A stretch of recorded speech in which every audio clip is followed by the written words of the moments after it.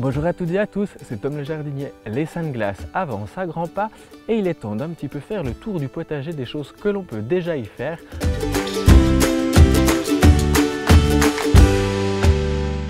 On dit dans la culture populaire que les Sunglass sont le 11, 12 et le 13 mai. On plantera normalement les tomates, les légumes de la ratatouille, tous les légumes du soleil aux alentours du 15 mai. Comme quoi, tout coïncide. Même si depuis que je jardine, il n'a jamais vraiment gelé aux alentours du 11 au 13 mai, moi je conseille vraiment cette date. Parce que même si on planterait des tomates à l'extérieur et qu'il ne gèle pas mais qu'il fait suffisamment frais, vous risquez de faire un blocage. C'est-à-dire qu'elle va se figer et puis elle risque de ne plus pousser d'ici presque 15 jours, des fois même un mois. Et là, on constate un net ralentissement dans la production et dans la culture. Alors que si vous avez attendu autour du 15 mai, là, théoriquement, il n'y a plus trop de risques. Le terrain est bien réchauffé et on risque d'avoir moins de problèmes. Par contre, moi, il m'est carrément des fois arrivé de planter mes tomates aux alentours du 1er juin parce qu'il y avait vraiment trop d'humidité. Là, j'ai planté déjà des choux qui sont des légumes qui sont résistants un petit peu au frais.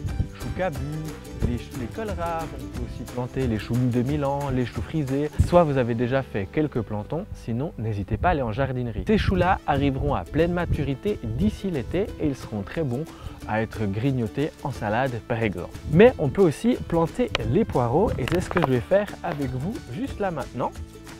Donc là, c'est des poireaux achetés parce que les semis que j'ai fait moi, j'ai eu un petit coup de sec pendant une absence prolongée de chez moi et ils n'ont pas germé malheureusement.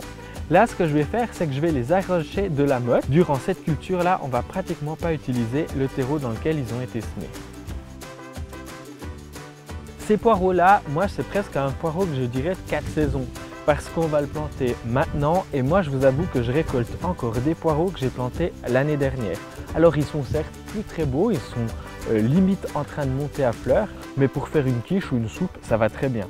Maintenant que j'ai défait toute la motte, je vais pouvoir enlever pratiquement un tiers de leur feuillage à l'aide d'un sécateur.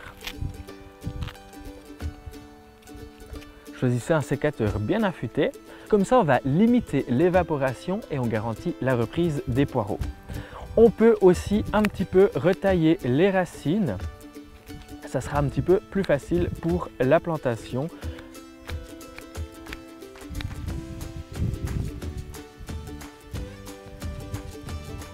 Mon grand-père aimait un petit peu faire souffrir ses poireaux. Il les laissait sur la terre pendant pratiquement une journée comme ça. Paraît-il que ça forçait un petit peu plus à faire du feuillage.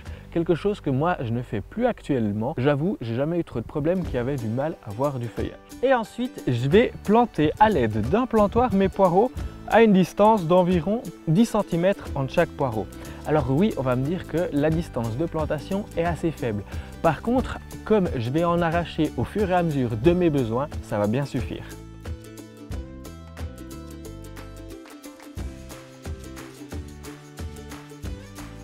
Plus vous les planterez profondément, plus vous aurez la partie du fût la plus blanche.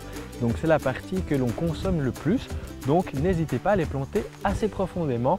Moi je vais remonter pratiquement jusqu'au des premières feuilles.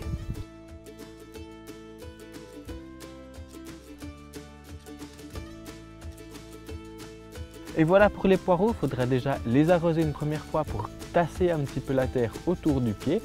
Et puis c'est pratiquement tout.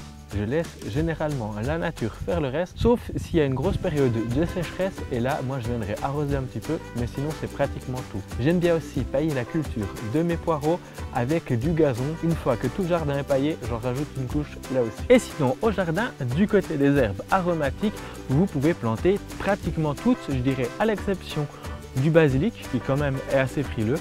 Peut-être même la nette et le persil, mais ça c'est vraiment si vous êtes en haute altitude. Vous pouvez tout planter en tant qu'herbe aromatique dans le jardin. Là, je vais remplacer des cultures qui ont mal passé l'hiver. J'ai un romarin qui est devenu un petit peu jaune et j'ai des pieds de sauge qui sont devenus carrément noirs. Ma foi, on n'a pas eu le meilleur des hivers.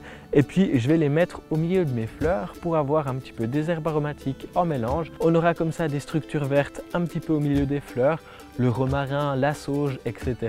Et puis, je trouve que même en hiver, ça apporte aussi un petit côté vert dans les plates-bandes qui sont assez vides. Ici, de la bourrache parce qu'on peut aussi planter des fleurs au potager pour attirer de nombreux insectes, les tagettes, les soucis, les capucines, etc. Elles se plantent aussi actuellement et puis je vais aussi mettre ici une deuxième sauge dans mon jardin. On trouve des sauges avec différents feuillages, des verts bleutés, certaines fois carrément violets et même des panachés. N'oubliez pas là non plus de bien arroser pour conclure la plantation. Voilà, c'est un petit peu le tour de quelques petites choses que je fais moi au jardin durant cette période. N'hésitez pas, si vous faites d'autres choses avant les sunglasses, de le noter en commentaire. Nous on se retrouve tout bientôt pour une prochaine vidéo. D'ici là, bon jardinage, ciao, je vous pousse.